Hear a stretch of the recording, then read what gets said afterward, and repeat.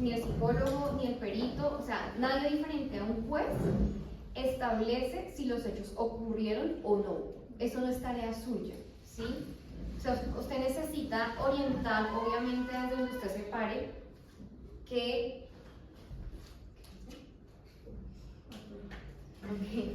Usted necesita, obviamente, ilustrar al juez, ¿sí? Y usted lo que hace, finalmente, es contaminarle la cabeza al juez para que él tome una decisión. Pero usted nunca, jamás le va a decir como que los hechos sí ocurrieron o no ocurrieron. Quien lo establece es él, ¿sí? O sea, usted, eso no... Por eso escudriñar a veces tanto en qué pasó como cuándo es tarea también en gran parte del juez, pero usted le va a ayudar un poquito. Cuando yo hablo de la verdad jurídica, es que el juez tenga la capacidad de precisamente obrar en derecho, ¿sí? Pero no por lo que usted, digamos, un ejemplo, el agresor de Ariadna le confesó, ¿sí? Al detalle que usted no lo va a llevar a audiencia, porque seguramente lo va a perjudicar, sino porque lo que procesalmente se pudo demostrar, esa es la verdad jurídica. Lo que usted no logra demostrar no es verdad, se presume.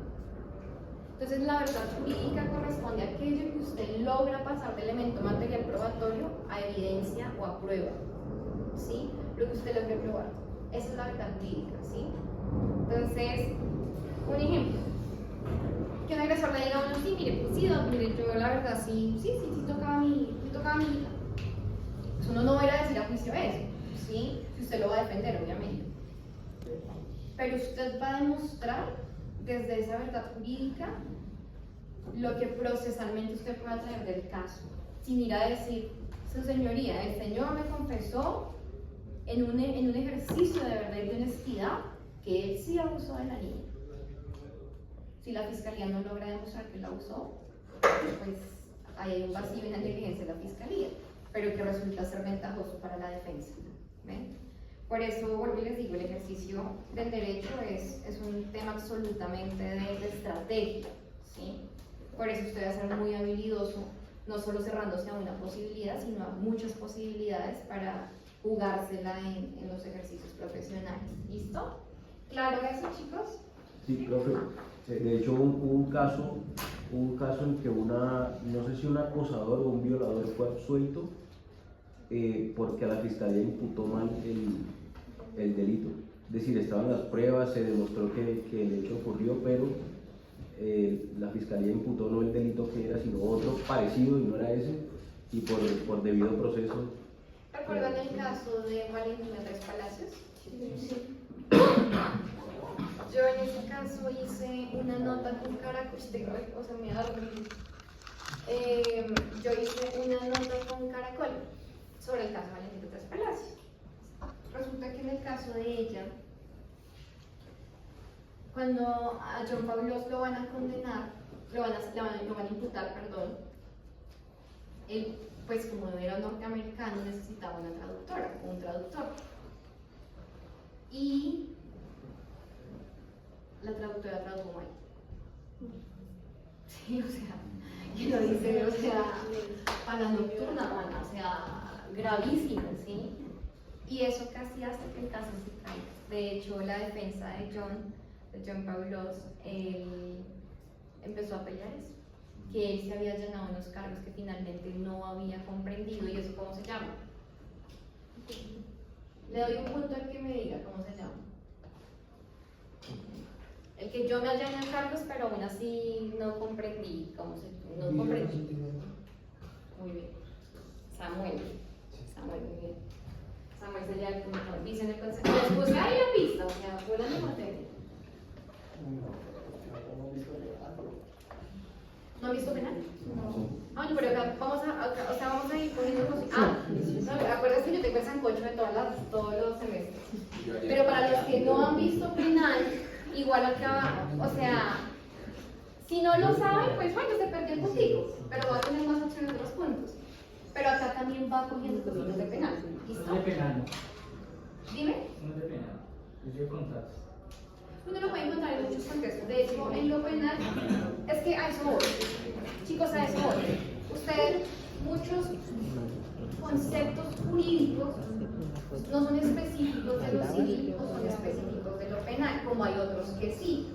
El vicio en el consentimiento usted lo puede alegar también en el penal, ¿sí? Si bien su naturaleza es civil, muy bien, también lo puede alegar en el penal. En un caso como el que les acabo de decir, que la persona, por ejemplo, haya estado bajo alguna coerción de cualquier naturaleza para aceptar cargos, ¿sí?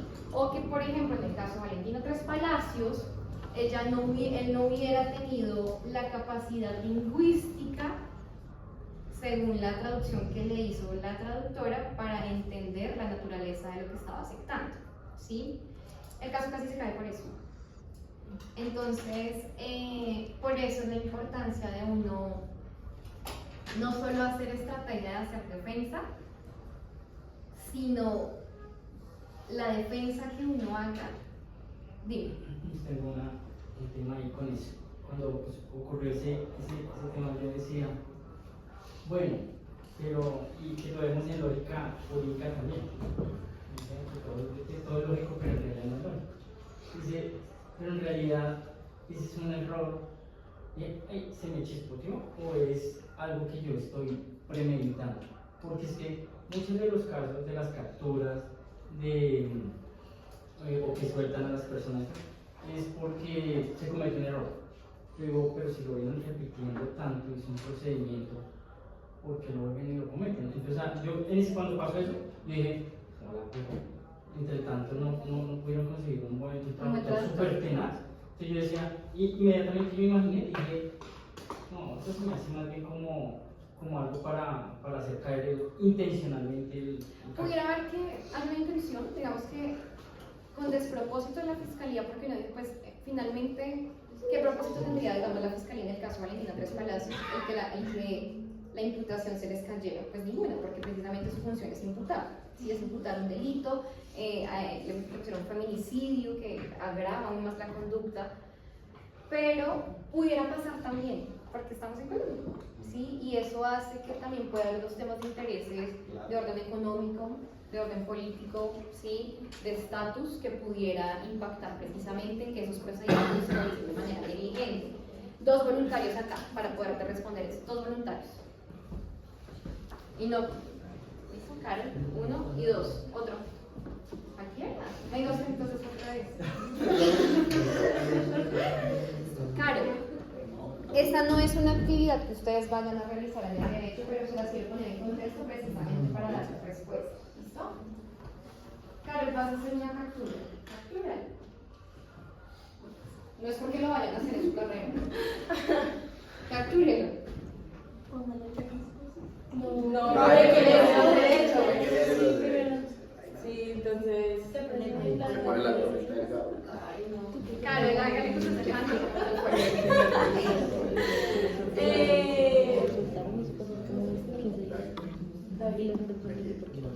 Señor David Viña, responda. Su número de identidad es 1095742. Sí, señor. Le informo que va a ser arrestado por el delito de hurto agravado. Tiene derecho a un abogado, tiene derecho a guardar silencio. Le informo que todo lo que diga puede ser juzgado en su contra. Tiene derecho a una llamada y si no cuenta con un abogado de confianza, el Estado le pondrá uno. ¿Entendió? ¿Comprende? Muy bien.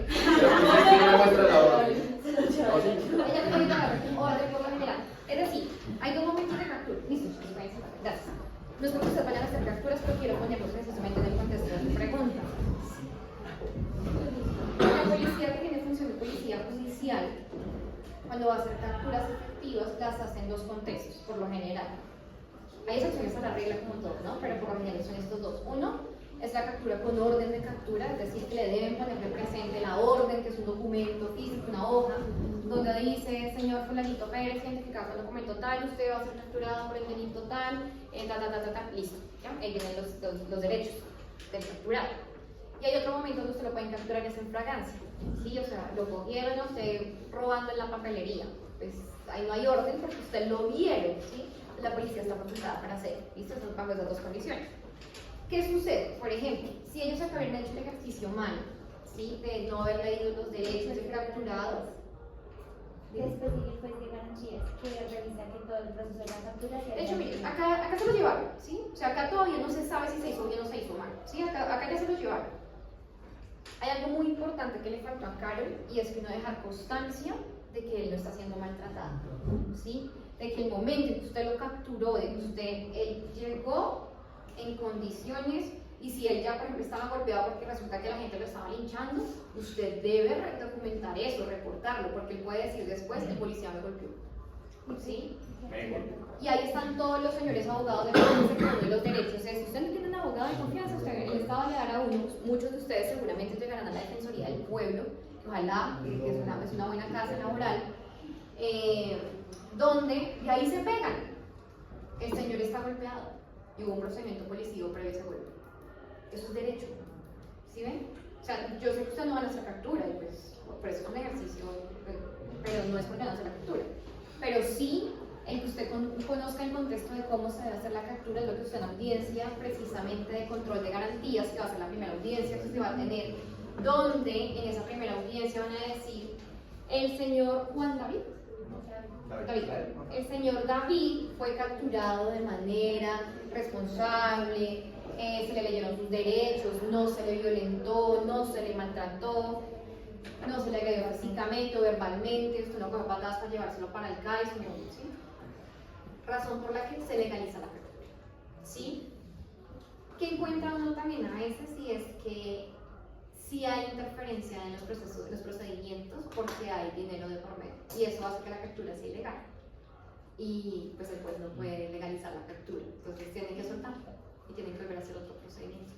¿Listo? Pues él ya está avisado, pues falta probable que se vuelva. ¿Sí? Entonces, respondiendo a tu pregunta, sí hay momentos de naturaleza intencional donde el procedimiento es negligente. Habrá otros, por ejemplo, como el de Valentino Tres Palacios, que uno dice con qué propósito la fiscalía, por ejemplo, contrata un traductor que no traduce, o sea, hubiera puesto, no sé, a Google, no sé, a la de from Mississippi, o sea, no sé, o sea, exacto, o sea, no se hubiera puesto a alguien de Open English, o sea, alguna vaina de eso, ¿sí? Pero pudiera tener alguna naturaleza también de ese orden, pero yo no te puedo decir sí o no, pues porque obviamente no sería responsable que lo hiciera, pero puede pasar, ¿listo? Por eso la importancia, no de que ustedes sepan hacer los procedimientos, porque muchos de ustedes no van a hacer, ¿sí? Pues porque, o a menos de que ustedes como abogados asuman funciones de policía judicial, que uno las asume mucho sobre todo en la fiscalía, ¿sí? En la Defensoría del Pueblo, por ejemplo, que a ustedes les llegan órdenes de trabajo, ¿listo? Pero si ese no va a ser su contexto laboral, sino va a ser el contexto, en este momento, portámonos a lo penal un momento. Si va a ser, por ejemplo, en el contexto de defensa de cualquiera de las partes, usted debe conocer los procedimientos, por eso mismo, porque si acabó un mal procedimiento, desde ahí se le cae el caso a la otra parte, ¿sí? Y puede que el señor haya, o sea, puede que lo hayan, mejor dicho, visto de verdad que estaba agrediendo a Ariadna, lo vieron, o sea, mejor dicho, pero si la captura quedó mal, chao, no hay nada que hacer, ¿sí ven lo grave que puede ser? Pero si usted se conoce los procedimientos de policía judicial, que hay un manual de policía judicial que tiene la fiscalía, usted le va a permitir hacer estrategia de defensa desde el momento cero. ¿Listo? Que sobre todo se habla del derecho procesal, de cómo es el procedimiento, y por eso se dice que el derecho procesal está en todo, porque en realidad en cualquier parte del área de derecho, si tú haces un procedimiento mal, simplemente ya es inválido. O se puede decir que hay un vicio de consentimiento. Y no solo el vicio de consentimiento, sino, por ejemplo, en el caso de Mauricio Leal, ¿sí? Lo vamos a hacer ahorita en clase. En el caso de Mauricio Leal, hay unos temas de lo que se conoce como es lealtad procesal, ¿sí? Y es como que no se hubiera develado de manera oportuna ese video, ¿sí? ¿Con qué intención? Lo mismo, ¿sí? Ahí pueden haber unos intereses también de otra naturaleza. Entonces, ¿hasta ahí es claro? Sí, listo. Claro que sí. La Cámara de Castellón, el de allá, siempre es un psicólogo que esté dando las preguntas. ¿Sí? Es lo ideal. Por lo general, ¿qué sucede? Dice la ley que usted en lo general debe cualificar al personal para que tenga la habilidad de saber preguntar, ¿sí? No dice específicamente que deban ser psicólogos, pero sí deben tener naturaleza de ciencias humanas, ¿sí? Sin embargo, ¿qué sucede? Un ejemplo, ustedes van a trabajar en la fiscalía, ¿sí? Ustedes trabajan en CAIVAS, que es la unidad Centro de Atención a Víctimas de Violencia Sexual y Violencia Intrafamiliar. Ustedes van a trabajar allá y ustedes le asignan funciones de policía judicial. Si usted tiene funciones de policía judicial, puede hacer la entrevista, pero al tener funciones de policía judicial. Razón por la que no puede hacer entrevista aquí en la psicóloga del colegio, aún siendo psicóloga, porque no está facultada, porque la psicóloga del colegio o el psicólogo del colegio está facultado para llevar temas de aprendizaje, que el niño no le rinde, que tiene la letra, mejor dicho, por allá horrible. Y si llega a llegar un caso de violencia intrafamiliar o ellos ven un comportamiento en el niño pues extraño, tienen que redirigirlo de cabeza al bienestar familiar. Tiene que activar ruta, hay rutas distritales para hacer esas canalizaciones. Puede ser ICBF, depende de la edad, ¿sí? Uno mira y depende de la naturaleza. Hay unos formatos, un ejemplo, si alguien se quitara la vida en este momento, yo estaría llamada a diligenciar un formato CISBECOS, ¿sí? Y reporto a la Secretaría de Salud que hay un evento en salud mental, ¿sí? Etcétera, etcétera. Entonces, para eso hay unas rutas distritales que se activan, pero digamos que no obedece a sus procedimientos, ¿sí? Pero en la cámara de gestión tenemos un propósito que del otro lado se esté grabando, porque debe quedar registro, porque yo le debo hacer traslado a la otra parte para que precisamente monte su defensa desde ahí. Y es cuando la menor revela, digamos, un ejemplo que fue súper violentada, ni llora, ¿sí? Habrá aquellos que se paren y digan, sí, es que todas las víctimas de violencia sexual lloran, y hay otros que dicen, no, todas las víctimas de violencia sexual no lloran. Entonces se puede parar desde cualquiera de las dos, desde que la sepa argumentar. Era lo que más o menos tú me decías. ¿Listo? Pues, pues usualmente cuando uno va a una unidad, la mayoría de personas que te vienen y que te hacen la entrevista son psicólogos forenses, se llaman así, y ellos te entran a estos cuartos, pero no es una cámara escondida, sino que en muchos casos te ponen la cámara aquí, entonces te dicen que eso va a ser grabado, eso va a ser grabado, no va a ser, y te dicen eso, no va a ser publicado ni en noticieros, ni en periódicos, ni en redes sociales, sino que eso es para el conocimiento del juez que lleva tu caso. Pero usualmente sí suele ser psicólogos forenses, se llaman así. De hecho, la idea es que, por ejemplo, en un solo momento, usted, o sea, la persona que entrevista, tuviera solo este único momento para entrevistar al menor y sacar toda la información. ¿Qué es lo importante ahí? Ahí sí es importante saber qué pasó, cuándo, cómo y dónde. ¿Sí? Esas circunstancias de tiempo, modo y lugar. Resulta que el ejercicio fue re malo. O sea, el psicólogo o el trabajador social o quien tuvo la función de policía judicial no logró llevar una buena entrevista. Por alguna razón, porque era muy novato, porque el menor se le tiró al piso, bueno, por la razón que fuera. Uno en una etapa procesal puede pedir un redirecto con la víctima, señores abogados. Ella no se va a presentar si se trata de una menor de edad, pero ustedes le pueden hacer unas preguntas a la víctima en redirecto. Usted tiene que prepararse en preguntas, ¿sí? ¿Qué preguntas le harían que ya no estén en el video? Porque si le va a preguntar lo mismo que tiene el video, pues eso no tiene sentido. ¿Listo? ¿Sí? ¿A quién le hago yo el redirecto? A la víctima se la puedes hacer. Pero en unos casos muy excepcionales, sí. Tú lo puedes hacer. ¿Quién lo autoriza? El juez. El juez. ¿Listo? O sea, no es como que tú la llames, hola, ¿cómo estás? Es que mira que encontré acá tu teléfono en un informe y te quiero hacer las preguntas. O sea, lo acribillo, ¿sí? Eso no, en el contexto de la audiencia. ¿Listo? Profe, me dijiste que te recordara sobre el polígrafo, que en sí, Estados Unidos creo que no sirve como medio probatorio, pero no sé en Colombia. Sí, no. Listo. Les voy a contar un caso en el que yo utilicé el polígrafo. El polígrafo, ¿saben qué es una prueba Nobel? Nobel. Le doy punto al que sepa que es una prueba Nobel. No tienen por qué saber, pero pues, a mí me la botan ideas. Las pruebas psicotécnicas que utilizan para la... Casi, pero no. Se ganó un cuarto de punto. ¿Qué es una prueba Nobel? Derecha al Google. Prueba Nobel. Bueno, anótenla y lo van a chequear. No para que tengan tareas, pues para que... Miren, la prueba Nobel es una prueba que no tiene la suficiente evidencia para poder ser llevada a un contexto jurídico. Por ejemplo, el polígrafo. Usted el polígrafo lo puede utilizar en temas organizacionales, que usted va a entrar a trabajar y le hacen el polígrafo, pasar que usted no ha robado, o si usted, digamos, tiene indicadores de riesgo. Pero en los contextos jurídicos, y en especial en Colombia, no es una prueba válida, se toma como una prueba noble, ¿sí? Es una prueba, claro, pero que no tiene la suficiencia validez para poderse implementar. ¿Qué hice yo la vez pasada en un juicio?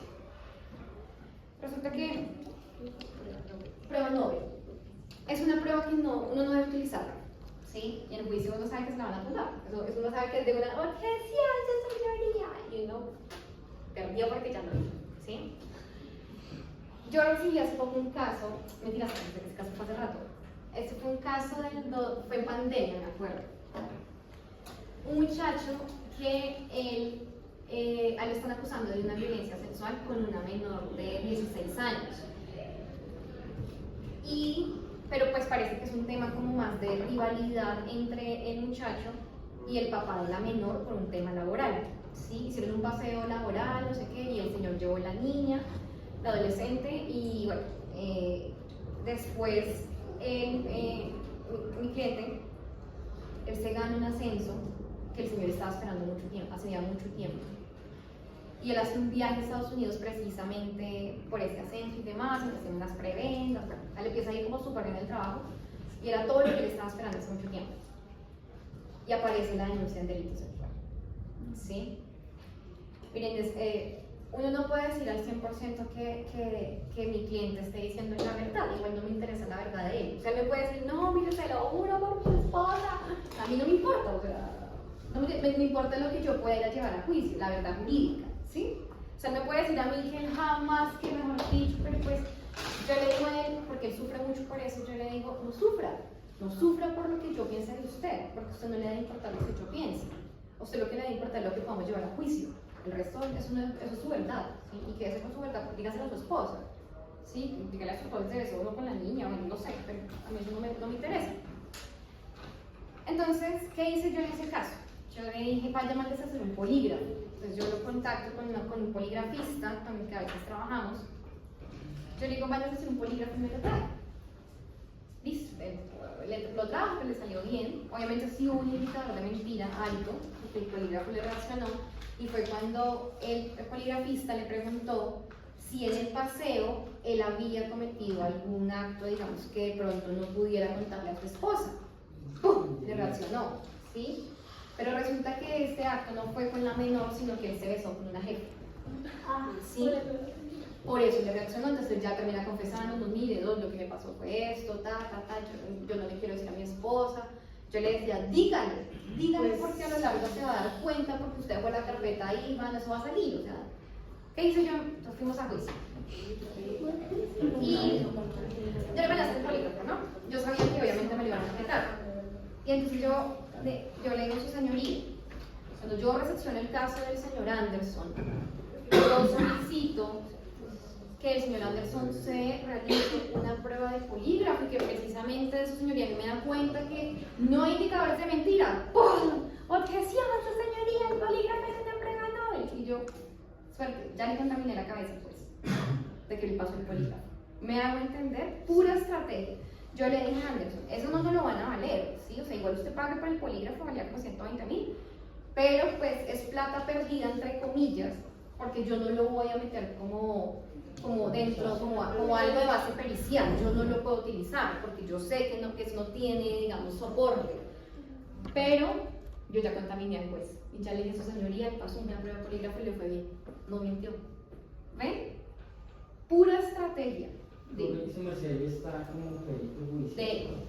Sí, señor, defendiendo a él. La fiscalía está defendiendo a la víctima y yo estoy en la defensa de ella. La defensa de él. Sí, señor. Defensa privada. O defensor de confianza, digamos. Entonces, eso hice, ¿sí? Entonces, ¿por qué? Y le doy un punto al que me responda, ¿por qué el polígrafo no es tenido en cuenta como una prueba en el contexto colombiano y uno lo la mete en juicio y ¡pum! Objeción, pero eso es en pura, o sea, eso es como si usted le fuera a echar la buena a algo, o sea, de una le contestan, ¿sí? Pues que se fue objetado desde el tema Voy a laboral. acá y acá. Dime. Fue objetado en el tema laboral, inclusive creo que la corte se pronunció porque era muy usado en todo el tema laboral. Y desde ahí ya. ¿Pero por qué? O sea, ¿por qué se objetó de tema laboral? Por el minuto Era muy subjetivo. Porque era subjetivo. Las personas, había personas que se entrenaban para pasar. O sea, eso es tema de pulsaciones. Entonces, si usted sabe manejar el tema del impulso gravitatorio en este tema, capaz. Ok. Entonces, ¿por qué es subjetivo y por qué pre-entrenamiento? O sea, yo me lo puedo saltar, listo. ¿Por qué más? Digamos que la máquina puede fallar, pueda que se equivoque Ok. y bote unos datos que no son, o pueda que, digamos, le digan a la persona las preguntas que le van a dar previamente, entonces ya con eso ya Listo. se desvela. O sea, podría haber vicio en el procedimiento. Ajá. Por acá que están que se hablan. Acá, por acá. No, pues yo mencionar realmente eso, que con la prueba del polígrafo primeramente no es objetiva teniendo en cuenta de que puede tener reacciones diferentes, no se puede saber realmente si la persona está mintiendo o está diciendo la verdad, porque todo el mundo actúa de manera diferente, más tú cuando sabes que ya estás sometido bajo una prueba, ese sometimiento